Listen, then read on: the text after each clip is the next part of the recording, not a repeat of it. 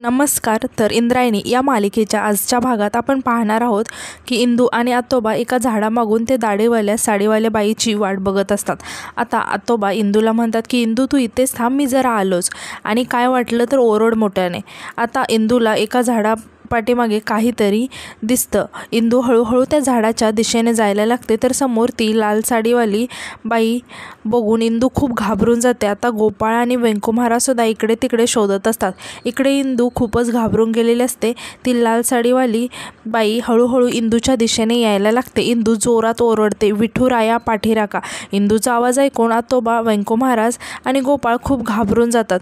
इंदू विठुरायाचं नाव घ्यायला लागते. आता वेंकुमहाराज आणि गोपाळ धावत इंदूजवळ येतात. इंदू डोळे झाकून विठुरायाचं नाव घेत असते. आता वेंकुमहाराज इंदूला विचारतात की इंदू काय झालं. इंदू डोळे उघडून इकडे तिकडे बघायला लागते. इंदू म्हणते की कुठे गेला, इथेच होता. वेंकुमहाराज इंदूला विचारतात की काय झालं, का ओरडलीस, मला सांग, तू काय बघितलंस का. इंदू म्हणते की ते मी साडीवाल्या दाढीवाल्या बाईला पाहिलं. सगळेच इकडे तिकडे शोधायला लागतात. इंदू रडत रडत सांगत असते की मी त्या बाईला पाहिलं. गोपाळ म्हणतो की काय अगं इंदे, ती काठी काय आरती ओवाळायला दिली का तुला, मारायची ना सपासप. तर इंदू म्हणते की मी मारणारच होते रे गोपाळ, पण ती कुठे गेली काय माहीत. आता गोपाळ इकडे तिकडे बघायला लागतो आणि मोठ्याने म्हणतो की लहान मुलांना घाबरवतोय होय निर्लज्जा, ये इकडे समोर, मी बघतो तुला, असा फोडतो तुला काठीने. वेंकुमहाराज गोपाळला समजावत म्हणतात की शांत हो गोपाळ. वेंकुमहाराज म्हणतात की ऐक माझं. आता इंदूने त्याला पाहिलंय म्हटल्यावरती इथेच कुठेतरी असणार आहे तो, आरडाओरडा करू नका, तो सावध होईल. आणि ते इंदूला म्हणतात की इंदू बाळा घाबरू नकोस, तू केलेस ते अगदी बरोबर केलेस, बरं झालं तू आम्हाला हाक मारलीस, काळजी करू नकोस. आता आपण असं करू, आता आपण तिघेही एकत्रच राहूया आणि त्याला शोधूया. वेंकुमहाराज आश्चर्याने विचारतात की पण मला सांग, तू इथे एकटीच काय करतेस आणि आतोबा कुठे आहेत. तर इंदू सांगते की ते जरा जाऊन येतो म्हटले. गोपाळ चिडून म्हणतो की झालं, ही काय वेळ आहे का असल्या गोष्टी करायची, रात्री फिरायला जायचं म्हटलं की पाणी नाही प्यायचं ना, आता ते भूत कसं सापडेल. तर वेंकुमहाराज गोपाळला म्हणतात की बरं असू दे, आता ही चर्चेची वेळ नाही आहे, आता आपण एकत्र राहूया आणि तो इथेच कुठेतरी लपून असेल, आपण शोधू, आता वेगवेगळं नको जायला, चला शोधूया. असं म्हणून ते तिघेही इकडे तिकडे शोधायला लागतात. आता वेंकुमहाराज आणि गोपाळ इंदूला विचारतात की काय आतोबा सापडले का कुठे. तर गोपाळ म्हणतो की आतोबा नाही सापडले आणि ते भूत पण कुठे नाही सापडलं, आणि आज ते दाढीवालं साडीवालं भूत सापडायला पाहिजे होतं ग इंदू.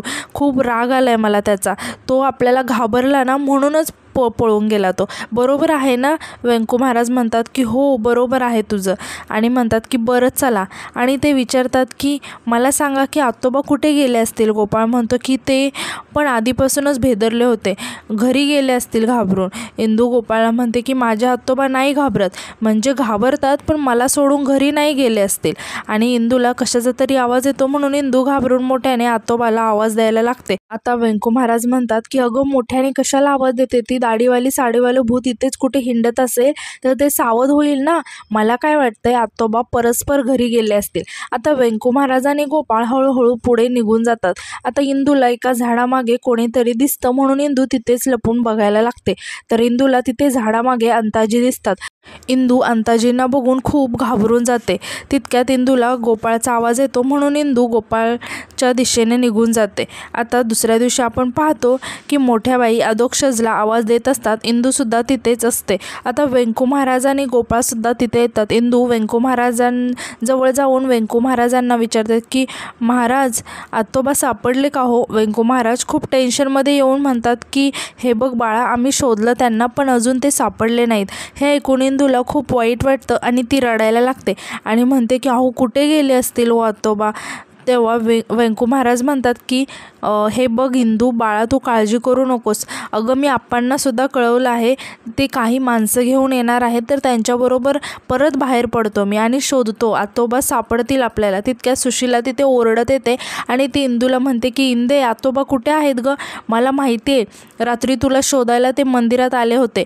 आणि वेंकुमहाराजांना सुशीला म्हणते की वेंकुमहाराज अहो रात्रीपासून ते घरीच आले नाहीत, चहा नाही पाणी नाही, कुठे जाऊन बसले काय माहीत. आता वेंकुमहाराज म्हणतात की अहो आत्या 1 मिनिट थांबा, त्याचं काय झालं आहे, आता रात्रभर आमच्याच बरोबर होते ते. तेव्हा तिथे शकुंतला, मोठ्या बाई, अधोक्षजसुद्धा येतात. व्यंकू महाराजांचं ऐकून सुशीला शॉक होऊन विचारते की काय आतोबा तुमच्यासोबत आणि ते कसे काय. तेव्हा व्यंकू महाराज सांगतात की अहो आम्ही रात्री पाटलांच्या मळ्यात, आणि ते थोडेसे शांत होतात. सुशीला खूप घाबरते आणि म्हणते की काय म्हटला, कुठे गेलेला. व्यंकू महाराज सांगतात की त्याचं काय झालं, काल रात्री आम्ही पाटलांच्या मळ्यात गेलो होतो, एकदाचा काय ते भूताचा सोक्षमोक्ष लावायला. हे ऐकून सुशीला खूप घाबरते. आता शकुंतला म्हणते की काय बोलताय, कितीदा सांगितलं तुम्हाला की हे असलं काय करायला जाऊ नका, तरी तुम्ही गेलात. व्यंकू महाराज म्हणतात की अगं शकुंतला, गावातली जुनी जाणती माणसं या अंधश्रद्धेला बळी पडून काय काय करतायत ते बघितलं नाही का. शकुंतला म्हणते की मान्य आहे, मला अंधश्रद्धा मान्य आहे, चुकीचं आहे म्हणून, पण स्वतःच्या जीवाचा काय विचार कराल की नाही. स्वतःचा केला नाही ते नाही, पण आमचा कोणाचाही विचार केला नाही ना तुम्ही. सुशीला रडत म्हणते की व्यंकू महाराज, तुम्ही स्वतःचा जीव तर धोक्यात घातलाच, पण यांचा पण जीव धोक्यात घातला. अहो कशाला नेलं तुम्ही यांना, आणि त्यांनी दाढी पण केली नव्हती, मी किती मागे लागली होती त्यांच्या. शकुंतला चिडून म्हणते की अहो का गेलात तुम्ही. यावर व्यंकू महाराज म्हणतात की अगो कुणीतरी धाडस दाखवायलाच पाहिजे ना शकुंतला. शकुंतला म्हणते की बरोबर नाही केलं तुम्ही, काय गरज होती जायची तुम्हाला. गोपाळ शकुंतलाला म्हणतो की मावशी तू उगाच बाबांना बोलू नको, बाबा आमच्यामुळेच मळ्यात आले होते, म्हणजे माझा आणि इंदूचाच प्लॅन होता की आपण रात्री मळ्यात जायचं, तर बाबा बोलले की तुम्ही एकटं नका जाऊ, मी पण येतो तुमच्यासोबत, माझा आणि इंदूचाच प्लॅन होता तो. आता हे ऐकून मोठ्या बाई खूप चिडतात आणि म्हणतात की वाटलंच मला, आणि त्या रागात इंदूजवळ येऊन म्हणतात की या पोरीचीच आयडिया असणार ही, हे पण तुमच्याबरोबर होती ना ही, हे असं आहे तुमचं ना, या पोरीशिवाय काही पानच हलत नाही. ही पोरगी म्हटली की चला. अहो व्यंकट भाऊजी, तुमचा मोठेपणा काय कामाचा, ती पोरगी म्हटलं तसं, त्या पोरांना एक अक्कल नाही आहे, पण तुम्हाला, अहो तुम्ही तर मोठे आहात ना. नाही तुमचा तर तुमचा, पण यांचा जीव कशाला पणाला लावायचा. आणि ती सुशीलाकडे बघत म्हणते आणि त्यात हिच्या कुंकवाची तरी काळजी करायची ना तुम्ही. आता सुशीला खूप मोठ्याने रडायला लागते. मोठ्या बाई तिला समजवायला लागतात. मोठ्या बाई व्यंकू महाराजांना म्हणतात की व्यंकट भाऊजी काय आहे तुमचं, आधी त्या भूताचं कीर्तन केलं आणि आता हे सगळं हे असं. आणि मोठ्या बाई सुशीलाला म्हणतात की बघ बाई सुशीला, या कार्टीच्या नादाने तुझ्या नवऱ्याने काय करून घेतलं ते, मला तर तुझ्या नवऱ्याचीच काळजी वाटायला लागले. सुशीला इंदूवर चिडत म्हणते की ही कार्टी तर गिळायला चालले सगळ्यांना, आधी माझ्या भावाला गिळलं आणि आता यांना, असं म्हणून सुशीला खूप रडायला लागते. मोठ्या बाई सुशीलाला समजावतात आणि तिथे तिला खाली बसवतात. आता मोठ्या बाई इंदूला म्हणतात की चांगले पांग फेडलेस ग यांचे, अजून हिच्यामुळे कोणाकोणाला काय काय भोगावं लागणार आहे काय माहीत. व्यंकू महाराज मोठ्या बाईंना म्हणतात की वहिनी तुम्ही सगळ्या गोष्टींचा इंदूलाच का दोष देताय. सुशीला म्हणते की उगाच नाही देत व्यंकू महाराज, तुमच्यासोबत गेली होती ना, मग कुठे गेले ते.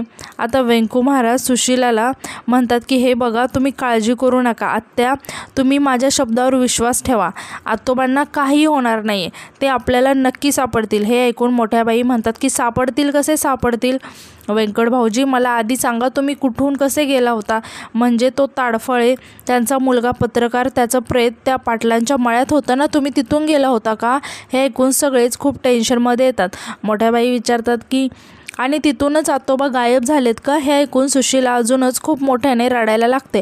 व्यंकू महाराज म्हणतात वहिनी काय करताय आहो तुम्ही, अहो अशा परिस्थितीत तुम्ही त्यांना धीर दिला पाहिजे आणि अशा वेळी तुम्ही हे अभद्र काय बोलताय.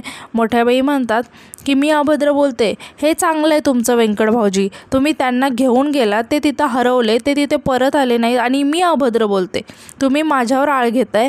अहो अभद्र तर तुम्ही वागलाय. इंदू रडत व्यंकू महाराजांना म्हणते व्यंकू महाराज आतोबा कुठे गेले असतील हो, आणि ती व्यंकू महाराजांना मिठी मारून रडायला लागते. आता व्यंकू महाराज इंदूला समजावत म्हणतात की इंदू बाळा काळजी करू नकोस आणि अजिबात रडू नकोस, आतोबा सापडतील.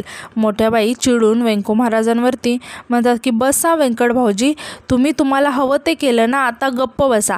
आणि ते सुशीलाकडे बघून सुशीलाला म्हणतात की सुशीला नीट बस आणि माझ्या डोळ्यात डोळे घालून बघ. आणि मोठ्या बाई डोळे झाकत म्हणतात की मंगळसूत्र पकड. सुशीला मोठ्या बाईंचं मंगळसूत्र पकडते. आता मोठ्या बाई म्हणतात की अगं माझं नाही तुझं, तुझ्या नवऱ्याला शोधायचं आहे ना. सुशीला मग स्वतःचं मंगळसूत्र पकडते.